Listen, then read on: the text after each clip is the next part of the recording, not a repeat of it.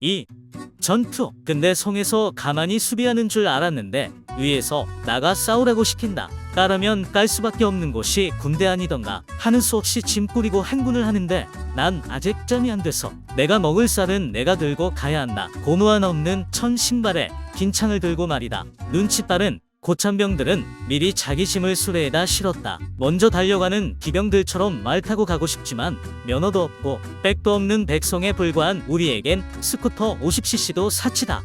시발 점점 족같아지기 시작한다. 발은 부르트고 피곤해서 타령이 마렵지만 고양이 가족들이 인질로 잡힌거나 마찬가지라 꾹꾹 참는다. 며칠간의 기나긴 행군 끝에 드디어 적과 마주하게 됐나. 평소 훈련한 대로 진영을 짜는데 평생 복 없던 나는 운 좋게 후방대열에 자리 잡게 됐다. 북소리와 나팔 소리에 맞춰 창을 겨눈 채 한 걸음 한 걸음 내디디며 나아간다. 잠깐 개꿀이라고 생각할 찰나 하늘에서 뭐가 자꾸 날아오더니 앞에 있던 동기들이 픽픽 쓰러진다. 화살이다. 화살이 말 그대로 비처럼 쏟아지기 시작한다. 아침까지 한솥밥을 먹던 동기들이 화살 맞고 살려줘를 외친다. 방패를 든 애들은 맞는 신용이라도 하지만 불쌍하게도 창만 꼬나든 나는 그럴 겨를도 없다. 자칭 군생활 에이스던 나는 맞으면 아프겠지? 하면서 멍 때리고 있다가 어떤 외침을 듣게 된다. 도망치는 자는 사형이다. 북소리는 점점 더 커지고 뒤에 있는 지휘관은 계속 진격하기를 종용한다. 씨발 놈치는 살고 난 죽으라고. 그렇다. 살려면 화살이 날라오건 말건 앞으로 달려갈 수밖에 없다. 그래도 목숨줄 하나는 즐긴지 화살비를 어찌어찌 피해가며 적군 코앞까지 달려갔다. 앞에 있던 전우들은 화살을 맞은 채 내 발치에서 신음하고 나는 그 빈자리를 메꾼다. 처음엔 후방 대열이었던 나는 순식간에 맨 앞대열로 배치되었다. 입안에서 좆됐다 만 맴돈다. 앞을 봤더니 나랑 똑같은 창을 든 놈들이 도끼를 품은 채 나를 노려보고 있다. 적들의 빽빽한 창벽이 눈앞을 가득 채운다. 이윽고 전투가 시작되는데 창 부딪히는 소리와 비명소리가 사방에서 들린다. 창을 열심히 찌르고 휘두르니 운 좋게 두 명은 죽인 것 같다. 그저 앞으로 창만 겨눌 뿐 옆을 볼 여유 따윈 없다.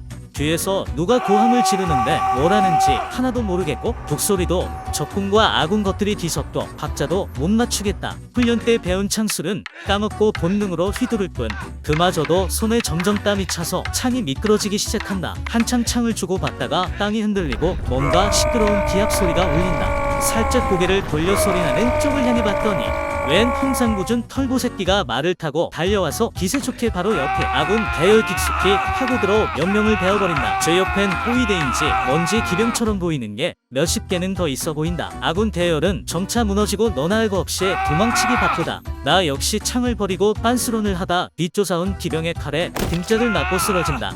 다행히 숨이 붙어있는 나는 제발 전투가 끝나길 바라며 잠시 죽은 척을 해본다. 시발 꿈. 3. 결론. 예나 지금이나 대부분의 병사들은 징병을 통해서 운용되었다. 평소엔 논밭 깔고 농사하면서 싸움이라곤 잘 못해본 백성들에게 전쟁이 터지면 불러서 창 쥐어주고 싸우라는 식이다. 하지만 장수는 달랐다.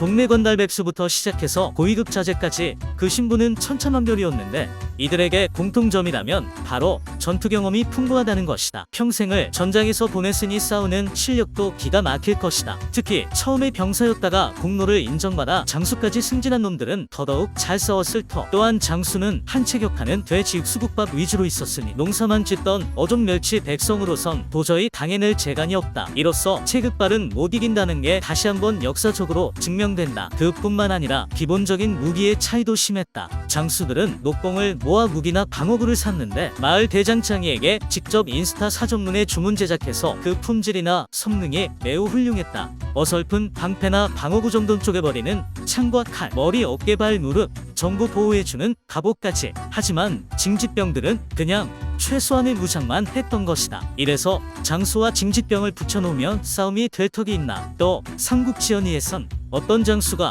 혼자서 한방 돌격으로 적진을 붕괴시키는 내용이 한 번씩 나오는데 현실에선 잘 없었다. 설령 돌격하더라도 소수의 정예 호위대와 함께했다. 그리고 무엇보다 중요한 건 장수는 어디까지나 병사들을 진두지휘하는 역할이지 매체에서처럼 무작정 적에게 꼬라박는 건 아니었다. 역사적으로도 단순히 자기 공적 때문에 의미 없는 돌격을 하는 놈은 또라이 취급받았던 거 보면 낭만 있던 그 시절엔 영웅도 좋아했지만 한편으론 정상적인 사람도 좋아했던 것 같다. 결론, 장수들은 진짜 잘 싸웠다. 물론 장수 혼자서 휩쓴 건 구라맞음. 끝.